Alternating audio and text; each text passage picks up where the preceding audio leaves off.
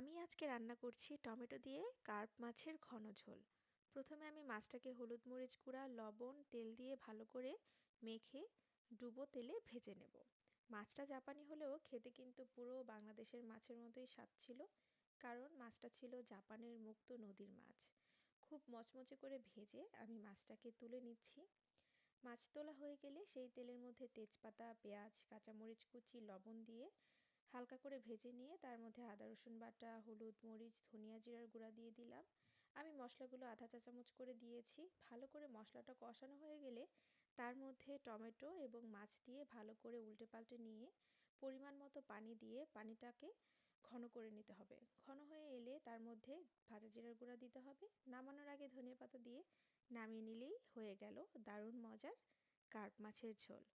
বাসায় এইভাবে ট্রাই করবেন, আশা করি আপনাদের অনেক ভালো লাগবে।